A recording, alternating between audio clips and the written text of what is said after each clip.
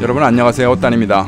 태국의 거리를요 지나다 보면 불교 문화의 유물 중인 코인 같은 것들, 목걸이, 장식품, 작은 부처 벽화라든가요, 조각들, 부처 동상들을 많이 보는데요. 그런 작은 불교 용품들을, 이런 물건들을 많이 파는 모습, 이런 것들을 흔하게 볼 수 있습니다. 도대체 저게 뭐길래요? 쭉 펼쳐놓고 파는 걸까요? 태국의 한 지역인 나문관 판틱 같은 쇼핑몰이 있습니다. 이런 곳에 가면요 불교용품을 파는 상가가 쭉 즐비합니다. 저런 불교 코인들, 작은 조각들을 전시해 놓고요 판매를 많이 합니다. 자, 옆에서 보면요 다들 아실 겁니다.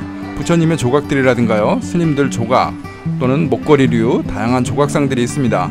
특히 태국 남자들 위주로 이런 코인들을 수집하는 취미가 많이 있습니다. 외국 사람으로서는요 잘 이해가 되지를 않습니다만 태국 사람들한테는요 가장 친숙한 취미생활 중에 하나입니다. 유명한 고승이 만들어가지고요 희소하고 오래된 부처상들의 가격들은 정말 수집가들 사이에서는 굉장히 비싸고 대단한 물건입니다. 손가락 한마디만한 것도 있죠. 그 작은 게 100만 바트 훌쩍 넘는 그런 물건들이 많이 있습니다. 자, 도대체 이게 뭐길래 이렇게 비싸고 이렇게 수집들을 많이 할까요? 우리로 따지자면요 골동품이고요, 문화재고요, 불교 유산, 불교 문화 유산, 이런 것들이 될 것 같습니다. 수십 년 전 유명 스님이 특수하게 만들었거나요 작은 그런 물건들이 굉장히 희소성이 있습니다. 그래서 이런 것들이요 수집가들 사이에서 엄청나게 많이 이제 고가가 형성이 되고 태국 사회에서는요 비싸게 팔리고 있습니다. 좌판들이 아니고요 전문 상가에 가보신 분들이 좀 계실까 모르겠습니다. 전문 수집가들 사이에서요 귀한 물건이 나오면요 100만 바트이 넘어가는 이런 단위의 거래가 되고요 또 알게 되면 사람들이 그 정보를 듣고요 구입을 하려고 이렇게 찾아오는 경우도 있습니다. 저희 집사람 할아버지께서요 세상을 작고하셨습니다. 85세의 나이로 연로하셔서요 기력을 다 하시고 세상을 떠나셨거든요. 이때 할아버지께서 돌아가시고 재산을 좀 분배를 해야 되는데 할아버지의 기념품, 유품들이 있었습니다. 자, 뭐 돌아가시기 전에요 잠깐 뭐 집안에 있었던 소라든가 이런 것들은 뭐 아들들을 뭐 나눠주고요 딸들도 나눠주고, 자, 그런 중에요 첫 번째 딸이신 저희 장모님이요 가장 할아버지를 잘 모셨습니다. 딸과 같이 살기도 했고요. 이때 이제 끝까지 돌봐준 딸이든 아들이든 이런 자식들에게 이제 남은 유품들, 이런 것들을 이제 넘겨주시는 겁니다. 자, 마지막 돌아가시고 유품을 정리하는데요 바로 이제 이런 불교 조각들, 코인들, 이런 것들이 좀 많이 상당량이 발견이 되었습니다. 살아생전에요 할아버지께서 이제 수집을 하신다는 걸 좀 알기는 했었거든요. 그런데 이제 시골에서 아무도 뭐 그런 거를 크게 기대를 안 했죠. 그래서 이제 그 유품들을 쭉 펼쳐놓고 이렇게 자식들, 자녀분들이 그걸 본 적이 있었습니다. 자, 이걸 보니까요 다들 욕심이 생깁니다. 생각보다 오래됐고 좀 골동품으로서요 가치가 있어 보이죠. 그래서 이제 큰아들부터요 이제 목소리를 내기 시작합니다. 야, 이런 건 남자들이 수집하는 거야. 그렇게 말하면서요 또 한 움큼 좋은 것들을 얼른 또 몇 개를 집으셨고요. 물론 뭐 돈이 될 법한 조금 오래된 목걸이, 부처상들, 이런 것부터 이제 집었습니다. 또 이에 뒤질세라 옆에 있던 이제 딸이라든가 다른 자식들도 마찬가지죠. 야, 이거 나도 가져가자. 그래, 이건 나도 좀 가져가자. 저희 장모님이 큰 욕심이 없으셔서요 이 동생분들이 이런 것들을 달라고 할 때 그래 너희들 가져가라 이렇게 이제 주신 거죠. 열심히들 본인들 그냥 시선으로 좋아 보이고 이뻐 보이는 것들 이제 몇 개씩 다 집어갔습니다. 자, 그리고 남은 물건들이 우리 장모님이 이제 마지막으로 보자기에 포장을 하고 이제 싸서 가지고 오셨습니다. 할아버지 뭐 초상을 다 치렀고요. 그리고 또 여유를 다시 찾았고 일상으로 돌아오시는 저희 장모님이요 방콕 우리 집에 오셨을 때입니다. 그러면서요 조용하게 부처상 하나를 저희 집사람하고 저한테요 하나를 내놓으셨습니다. 이거 우리 동네 누구누구한테 한번 보여줬는데 이거 놀라더라. 그 사람이 놀라는데 이거 굉장히 엄청 비싼 거래. 이렇게 말씀을 하시는 거예요. 아주 작은 부처상이죠. 케이스를 이렇게 열어서 봤습니다. 태국 불력 2517년, 지금으로부터 한 약 45년 전 이런 물건으로 추정이 되죠. 엄청 귀하고요 비싼 거라는 그런 부처상, 이런 거라고 하나를 꺼내서 저희한테 보여주셨습니다. 자, 이게 도대체 뭘까요? 손가락 한마디만한 작은 부처상입니다. 주물로 이렇게 떠서 만든 것 같은데요. 케이스에는 2517년 이때 제작된 거라고 나옵니다. 자, 그래서요 저희들은 인터넷을 한번 뒤져봤습니다. 2517년에 만들어진 이 작은 코인 조각상, 부처님 상, 이거에 대해서 찾아봤습니다. 자, 유사한 물건이 인터넷에 나왔습니다. 가격이요 무려 78만 3천 바트. 대략 보니까요 80만 바트면은 3천만 원이 다 돼가는 금액입니다. 자세히 보니까요 그것도 우리 물건보다는 더 최근이죠. 더 오래되지 않은 이런 물건인데 우리 거하고요 조금 비슷한 물건. 그럼 우리 거는 도대체 얼마나 더 비쌀까? 또 다른 사이트를 또 뒤져봤습니다. 세상에 뭐 100만 바트 넘어가고요. 비슷한 연식이 되는 것들은요 200만 바트 넘어가는 이런 것들도 조회가 됩니다. 순간 아찔해지죠. 이게 200만 바트 나가는 거구나. 아무리 못해도 저 작은 78만 바 이거보다는 비싼 것 같다. 야, 이게 78만 바트라니 참 놀랐습니다. 자, 흥분도 되죠. 또 환호도 좀 나오고요. 사람이 욕심이 이제 생겼습니다. 자세히 더 이제 물어봤습니다. 평상시 할아버지는 이런 걸 모으는 게 취미셨고요. 젊어서 절 이런 곳에서 일을 해주신 적이 있죠. 이럴 때 부처님 물건으로 스님한테 이제 대신 이런 걸 물건값 일한 값 대신에 받기도 하셨답니다. 그러면서요 1개, 2개 이렇게 여러 개를 모았던 것이죠. 할아버지 연세가 85세에 운명을 하셨으니까요 젊어서부터 한 50년 이상 이렇게 훌쩍 넘은 물건들이 많을 거죠. 그래서요 좀 아찔해집니다. 삼촌들이라든가 다른 이모들이 가져간 게 도대체 어떤 걸 가져갔을까 이제 궁금해지기 시작합니다. 자, 이제 사람 인간의 욕심이 슬슬 나오기 시작하는 거죠. 자, 이걸 팔면 차를 살 수도 있고요. 아니야, 오래된 집을 수리할 수도 있고, 아니지 그냥 유품으로 할아버지 것인데 오래 간직하는 게 좋을 것 같다. 자, 그게 정답이죠.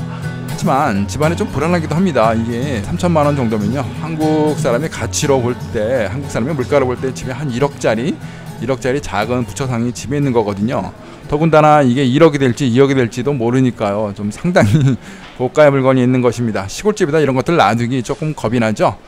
자, 그러면서요 또 어떤 것들이 있는가 한번 주르르 또 펼쳐봤습니다. 장모님께서 갖고 계신 게 또 좋은 게 뭐가 있나 이렇게 봤거든요. 자, 여러 가지가 있긴 한데 처음에 비쌌던 그 작은 부처상 같이요 뭐 그렇게 값이 나갈 것 같은 물건은 사실 없어 보입니다. 자, 할아버지의 유품이니 이런 것들은 팔아야 되는 것보다는 보관할 방법을 찾아보자. 돈이 문제가 아니다. 자, 이렇게 우리는요 정신을 차렸습니다. 이게 맞는 거죠. 자식들이 할아버지 물건을 갖다가 돈이 된다고 바로바로 파는 것보다는 어떻게 하면 잘 보관할까, 이게 더 좋은 것 같습니다. 하지만 뭐 사람들이라면요 3천만 원짜리 물건이니까 뭐 가난하거나 없는 살림 또는 뭐 급전이 필요할 때 또는 뭐 어떤 뭐 돈을 쓰고 싶을 때, 사업을 하고 싶을 때 이런 걸 가지고 돈이 있었으면 좋겠다. 이게 사람이 욕심이죠. 생각만 해도 뭐 흐뭇해지지 않습니까? 갑자기 없는 살림에 누군가 좀 뭐 어떤 큰 돈을 준다 그러면요 굉장히 기분이 좋아질 수도 있죠. 자, 사진을 잘 찍어 가지고요 이걸 또 잘 간수하고 이 불교용품 파는 점, 남몽한 판팁에 불교용품점으로 갑니다. 팔고 싶어서 가져간다고 하기보다는요 이 물건에 대해서 좀 더 알아보고 싶고 가치가 얼마나 되는지 사람이 궁금해졌습니다. 그래서요 가서 물어보기로 했습니다. 자, 남몽한 판팁몰에 가면요 이런 부다용품 전문 쇼핑몰이 있죠.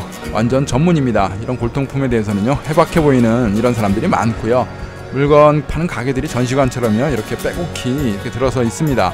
조심스럽게요 착해 보이는 혹시라도 가져갔다가 나쁜 마음을 갖고 여자들이라든가 외국 사람이 갖고 왔으니까 이걸 또 바꿔치기 할까봐 좀 걱정도 되죠. 그래서 좀 착해 보이는 그런 가게를 들어갔습니다.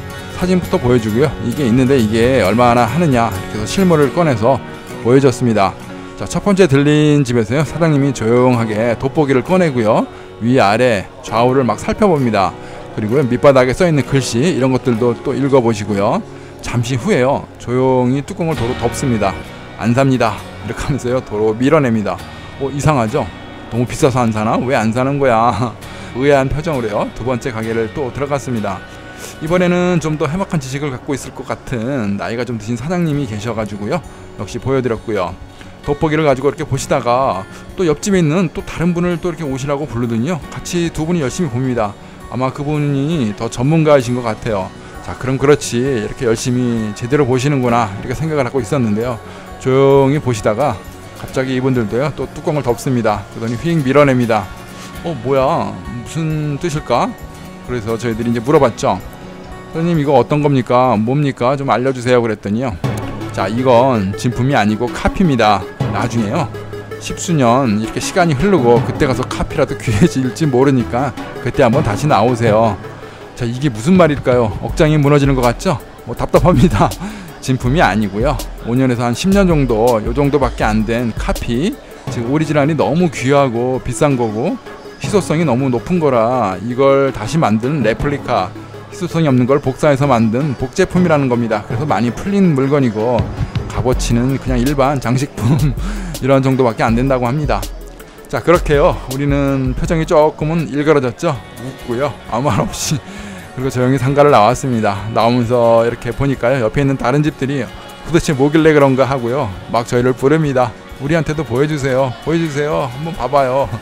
이렇게 얘기를 하는데요, 참 쳐다보기도 좀 어렵죠. 얼굴이 상기돼서요, 옆도 안 보고 얼른 돌아 나왔습니다. 그냥 허탈한 웃음만 짓고요, 뭐 이걸 가지고 차도 살까 집도 살까 뭐 집도 고쳐볼까 사업 자금에 보태볼까 생각만 해도 우습죠. 78만 밭이 아니라 그 값에 반값만 줘도 팔 수 있겠다 뭐 이렇게 생각했던 게 그냥 웃고 허탈해지고 말았습니다. 자, 할아버지께서는요, 이런 걸 수집하시고 이게 진품인지 가품인지 이런 걸 생각도 안 하셨을 겁니다. 그냥 절에서 열심히 일을 하셨고요, 부처님께 받은 좋은 선물이다 이렇게 아마 생각을 하셨을 텐데, 자식들, 특히 이제 저같이 욕심 많은 남자가 이걸 가지고요, 이게 얼마짜리인지 진품인지 가품인지 이걸 보러 다니다가 뭐 이렇게 허탈하게 웃고 나오는 거 아마 괘씸하게 생각을 하실 것 같습니다. 이런 숙연한 마음, 이런 취미를 저희들은 그걸 몰라보고 돈으로만 환산했던 이런 부끄러움 때문에 정말 너무 부끄러워서요, 뭐라고 말을 못하고 이렇게 집으로 돌아왔습니다. 자, 사람의 욕심이 이런 것 같습니다. 물건을 보면요, 또 돈을 보면 이렇게 커지는 욕심, 어쩔 수 없는 것 같습니다. 참 부끄러운 하루였습니다. 시청해주셔서 감사합니다. 고맙습니다.